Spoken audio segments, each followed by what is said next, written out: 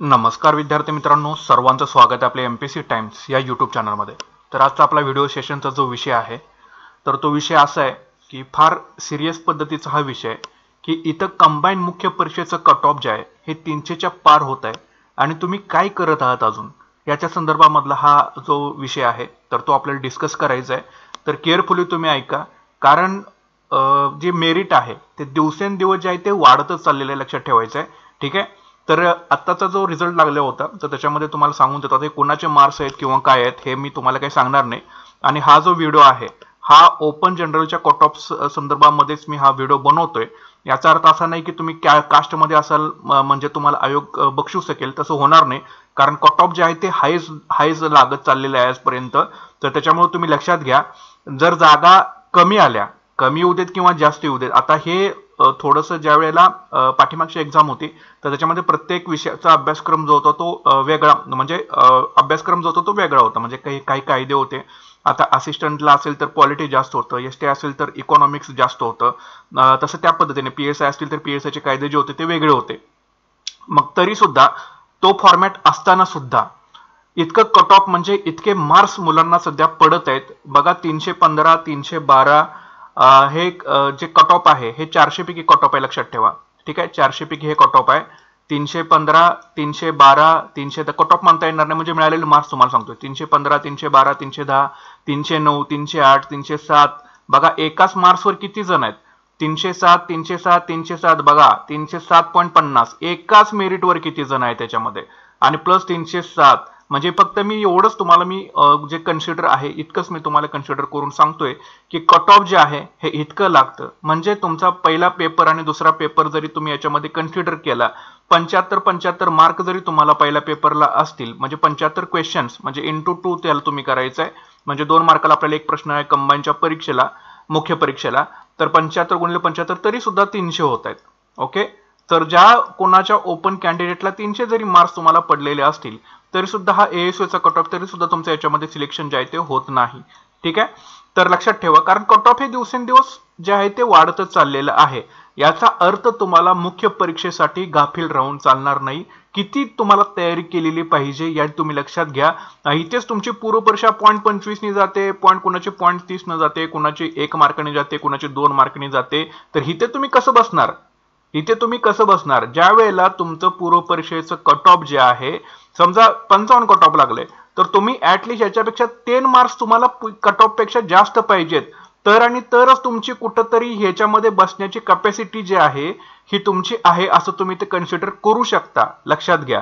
ठीक आहे, कारण ही स्पर्धा ही इतरांशी नाहीये, ही स्पर्धा तुम्हाला ह्या मार्क्सची आहे, किती टक्के तुम्हाला मार्क्स मिळवायचे आहेत आणि कसं तुम्हाला सिलेक्शन करायचं हे स्पर्धा जी आहे ही तुमची स्वतःची आहे।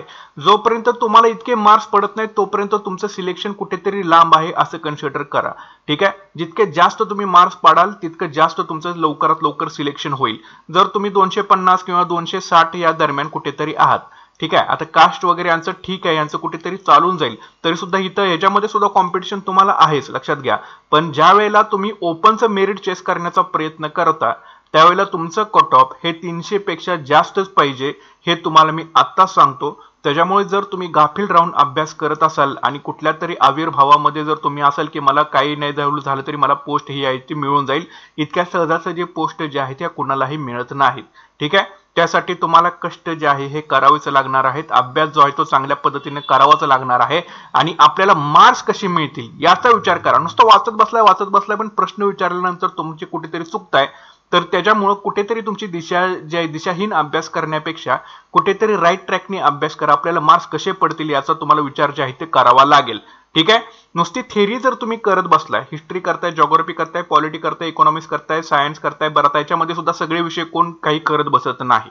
ठीक आहे, मॅक्झिमम सायन्स हा कुठेतरी ऑप्शनल असतो किंवा सायन्स परीक्षा जवळ आल्यानंतर करता, इकॉनॉमिक्स कुठेतरी परीक्षा जवळ आल्यानंतर करता, यांची प्रश्न विचारण्याची मेथड टोटली वेगळी असते, पुस्तकामध्ये वेगळं असते, परीक्षेमध्ये विचारण्याची यांची प्रश्नांची पद्धत वेगळी असते, आयोगाच्या प्रश्नपत्रिकांचा अभ्यास कुठेतरी तुमचा कमी पडतोय, ह्या बऱ्याच फॅक्टर जे असतात ते याच्या पाठीमागे निगडीत असतात। त्याच्यामुळे कुठेतरी दिशाहीन अभ्यास करण्यापेक्षा एक प्रॉपर पद्धतीने जर तुम्ही अभ्यास केला तर निश्चितपणे तुमचा स्कोर जो आहे हा 300+ म्हणजे 300+ तुम्हाला मार्क्स कसे पडतील याचा सर्वांनी विचार करणं हे गरजेचं आहे।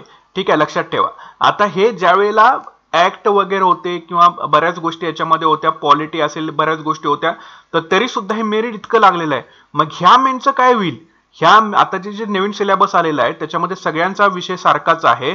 ज्यांचं मॅथ्स अँड रिझनिंग चांगलं आहे लक्षात ठेवा, ते तर आरामामध्ये याच्यापेक्षा जास्त स्कोर करू शकतात. त्याच्यामुळे गाफील राहण्यामध्ये काहीही अर्थ नाही, हे तुम्हाला मी आत्ता सांगतो. कट ऑफ जे आहे हे चांगलंच वाढतच चाललेलं आहे. त्याच्यामुळे तुम्हाला ह्या कट ऑफ मध्ये कुठेतरी बसायचं आहे. या दृष्टिकोनातूनच तुम्हाला विचार, भले तुम्ही कास्टमध्ये असाल पण ओपनचं मेरिट चेस करण्याचा सर्वांनी 100% प्रयत्न जो आहे करा, तर आणि तरच फुलफिल चान्स होईल. नाहीतर पुन्हा धाकधूक वाढेल, माझं लिस्टमध्ये नाव येईल का नाही, माझं लिस्टमध्ये नाव येईल का नाही. ठीक आहे, आता इथे 307 झाले, त्याला 306 पडलेले, त्यांनी काय करायचं, असं सुद्धा तुम्हाला विचार जो आहे तो तुमच्या समोर यायला पाहिजे. त्याच्यामुळे जास्तीत जास्त कसे मार्क्स पडतील ह्याचा सर्वांनी विचार करणं हे गरजेचं आहे, हे लक्षात घ्या. शेवटी जागेवरती डिपेंड राहतं. तरी सुद्धा मी म्हणतोय की 290 प्लस जरी तुमचा स्कोर असेल आणि जागा थोड्याशा जर जास्त आल्या तर कुठेतरी तुमचं चान्सेस असतात त्याच्यामध्ये सिलेक्शन व्हायचे. पण जर जागाच कमी आल्या आणि तुम्हाला पोस्ट हवे कसल्याही परिस्थितीमध्ये, तर हे मेरिट तुम्हाला चेस करण्याशिवाय तुमच्याकडे कुठलाही दुसरा ऑप्शन उरणार नाही. ठीक आहे, हे तुम्हाला मी आत्ता सांगून देतो. त्याच्यामुळे टार्गेट जास्तीत जास्त मोठं टार्गेट ठेवण्याचा प्रयत्न करा की मला जास्तीत जास्त मुख्य परीक्षेला माझे प्रश्न कसे बरोबर येतील. त्या दृष्टीतूनच तुम्हाला अभ्यास जो आहे हा करायचा आहे. पूर्व परीक्षेचा अभ्यास करतानाच मुख्य परीक्षेचा तुमचा दुसऱ्या पेपरचा अभ्यास हा मॅक्झिमम होऊन जातो. त्याच्यामुळे पूर्व परीक्षेला इग्नोरन्स अजिबात करू नका. तुम्ही मुख्य परीक्षेचीच तयारी करताय असं समजूनच तुम्ही पूर्व परीक्षेची आतापासूनच तयारी जर केली, दुसरा पेपर तरी तुमचा ऍटलीस्ट चांगला होऊन जाईल. आणि पूर्व नंतर तुम्ही पहिला पेपर मराठी आणि इंग्रजी ग्रामरचा आहे, हा तुम्ही चांगल्या पद्धतीने करू शकता. ठीक आहे, तर हे कुठेतरी कट ऑफ आहे, लक्षात घ्या. नुसते पूर्व परीक्षा तुमची निघली म्हणजे तुम्ही लढाई जिंकली असा याचा अर्थ अजिबात होत नाही. ठीक आहे, त्याच्यामुळे गाफील न राहता या गोष्टी करा. आता तुम्ही काय करता, इथं कट ऑफ जे आहे पूर्व परीक्षा मुख्य परीक्षेचे 300 पर्यंत जाते, 300च्या पुढे पण जाते. कट ऑफ म्हणजे मार्क्स मुलांना जे पडणारे आहेत ते. तर तुम्ही काय करताय एक्झॅक्टली, हा क्लास लावू का तो क्लास लावू, जर तुम्ही याच्यामध्ये अजून कन्फ्युजन असाल तर एक गोष्ट लक्षात ठेवा, सगळ्यात आधी पुस्तकं वाचा. जोपर्यंत तुम्ही स्वतः पुस्तकं वाचत नाही तोपर्यंत तुम्ही कुठलाही क्लास लावून तुम्हाला काहीही फायदा त्याचा होणार नाही. कारण तुम्ही तर पुस्तकच वाचलेलं नाही, तर क्लास लावून तुम्हाला कळणार काय आहे की काय करायचं आणि काय नाही करायचंय. क्लास लावून तुम्हाला गॅरंटी आहे का 300 तुमचे मार्क्स पडणार आहेत किंवा 300 पेक्षा जास्त तुम्हाला मार्क्स पडणार आहेत का? जर तोपर्यंत तुम्ही पुस्तकं वाचत नाही, कारण एक एक पुस्तक 500 पेजचं 1000 पेजेचं एक एक पुस्तक आहे, तुम्ही वाचणार कधी? आणि क्लास जर तुम्ही आता लावला 4 ते 5 तास तुमचे ते क्लासमध्ये जातील, व्हिडिओ बघण्यामध्ये जातील, त्यातून सगळ्या गोष्टी तुमच्या क्लिअर होतील का याची तुम्हाला खात्री आहे का?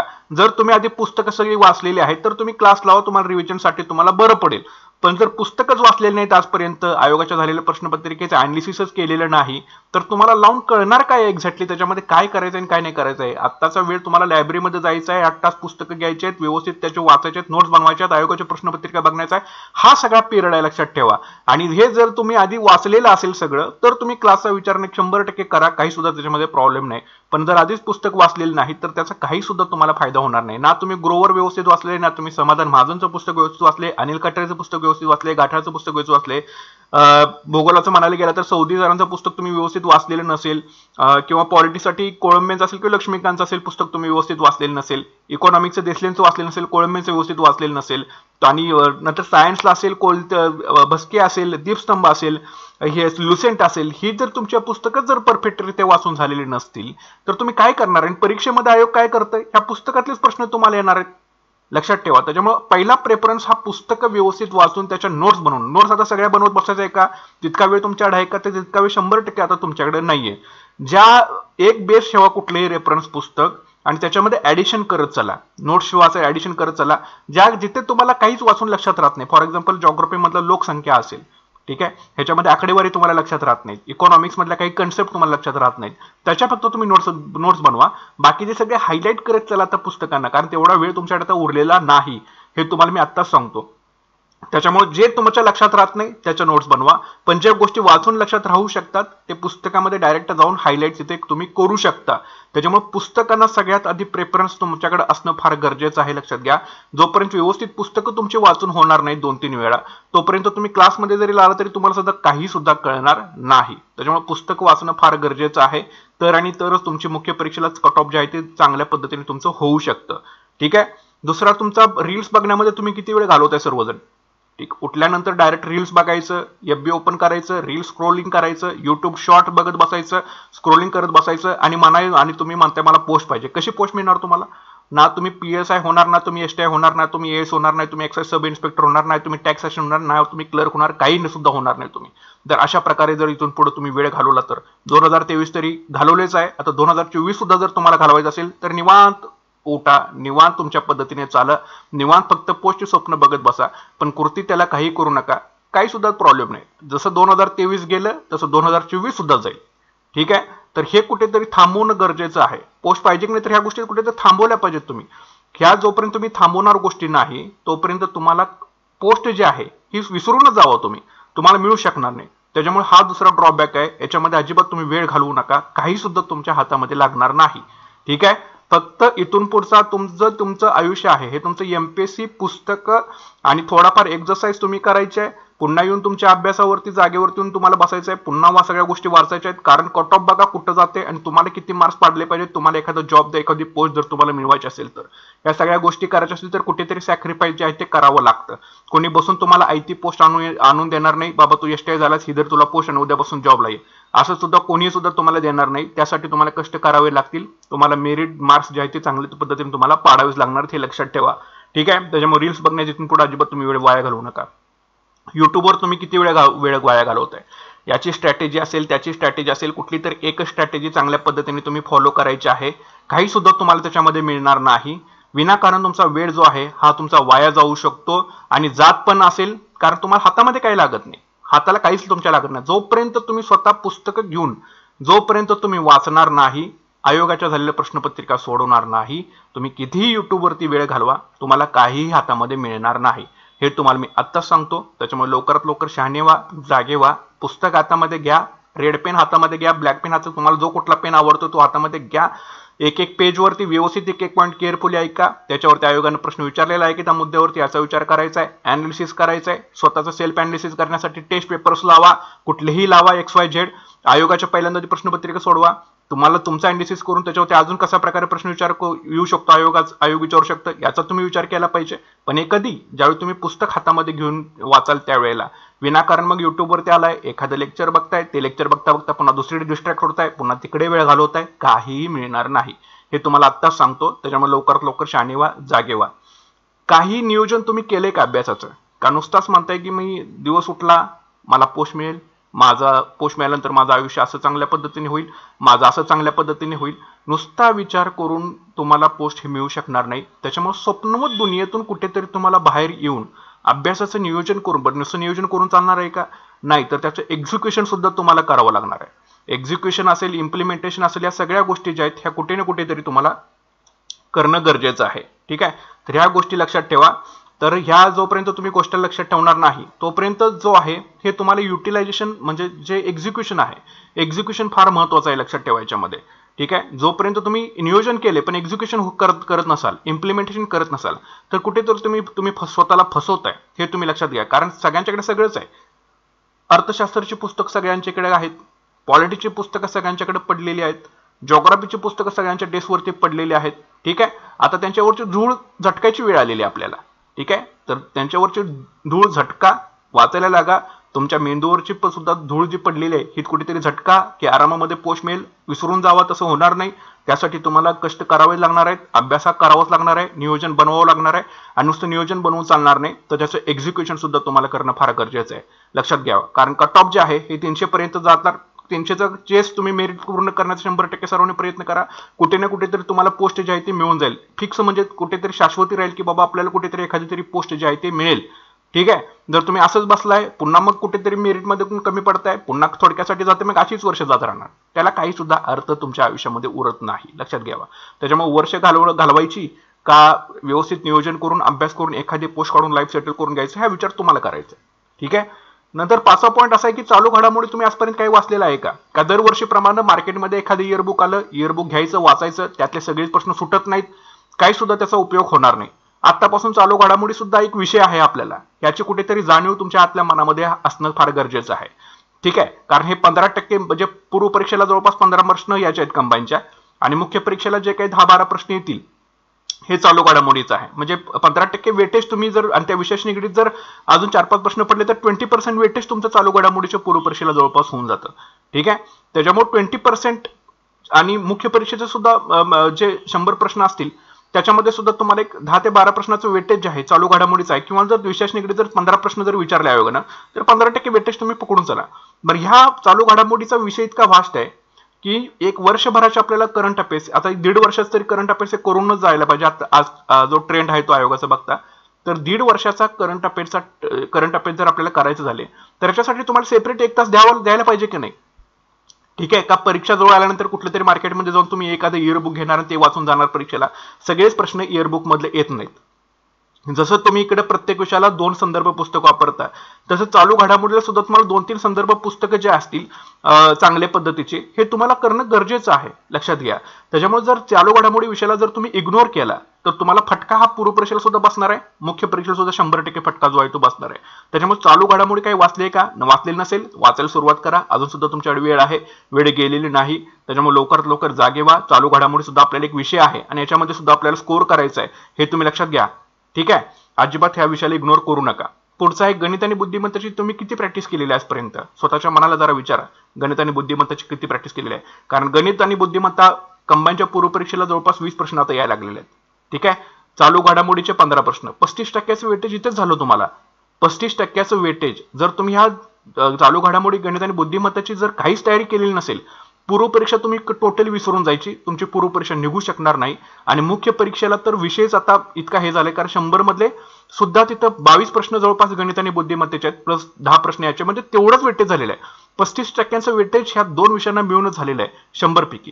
त्याच्यामुळं लक्षात ठेवा, हे या विषयांची जर तुम्ही प्रॅक्टिस केली नाही तुम्हाला काही मिळणार नाही. नाही नुसतंच गेल्या लायब्ररीमध्ये जॉग्राफी वाचतोय, अर्थशास्त्र वाचतोय, सायन्स वाचतोय, परत आणि तेच इतिहास वाचतोय, भूगोल वाचतोय, विज्ञान वाचतोय, काय मिळणार नाही तुम्हाला. कारण ह्या जर विषय जोपर्यंत तुम्ही हे सुद्धा, म्हणून मी डेली स्टडी टार्गेटमध्ये आपल्या काय केलेलं आहे की सगळ्या विषयांना तुम्हाला मी कंटिन्युअस न्या म्हणतोय, फॉलो करत न्या. ठीक आहे. प्रत्येक दिवशी त्या विषयाला टच करा, तर आणि तरच ह्या गोष्टी सगळ्या पॉसिबल होत आहेत. नाहीतर एक जण फक्त इतिहासच करत बसतो, हे 2 गोष्टी कुठेतरी मागे राहतात. एक जण विज्ञान करत बसतो, ह्या 2 गोष्टी कुठेतरी मागे राहतात. असं करून चालणार नाही. एक प्रोबॅबिलिटीचा हा गेम आहे, सगळ्या लक्षात ठेवायचं. सगळ्या विषयामध्ये तुम्हाला तितकं कट ऑफ जे आहे ते पार करत नेलं पाहिजे, तर आणि तरच तुम्ही जे कट ऑफ आहे मुख्य परीक्षेचे ते तुम्ही चेस करू शकाल. लक्षात घ्या, हा जो व्हिडिओ बनवतोय हा मुख्य परीक्षेच्या दृष्टीतून बनवतोय, सगळ्या गोष्टी मुख्य परीक्षेसाठीच्या दृष्टिकोनातून सांगतोय, कारण मुख्य परीक्षेमधूनच तुम्हाला पोस्ट जे आहे ती मिळणार आहे.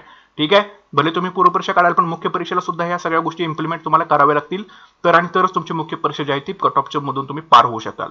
तर ह्या गोष्टी कुठेतरी तुमच्या बॅकअप माइंडला असल्या पाहिजेत की करंट अफेअर्स सुद्धा आपल्याला विषय आहे, गणित आणि बुद्धिमत्तेची सुद्धा प्रॅक्टिस आपल्याला केली पाहिजे. नुसतं हिस्ट्री, जॉग्राफी, पॉलिटी हे वाचून काही सुद्धा तुम्हाला मिळणार नाही, तुम्हाला पोस्ट मिळणारच नाही. ठीक आहे. त्याच्यामुळे सगळ्या विषयांना तुम्हाला समान आखलं पाहिजे आणि सगळ्या विषयांचं तुम्हाला समान वेटेज देऊन त्यांचा अभ्यास तुम्हाला करणं गरजेचं आहे. पुढचा विषय आहे की किती वेळा तुमचं एखादं संदर्भ पुस्तक वाचून झालेलं आहे. एकदा तुमच्या स्वतःच्या मनाला विचारा, तुम्ही अनिल खटारे किती वेळा वाचले?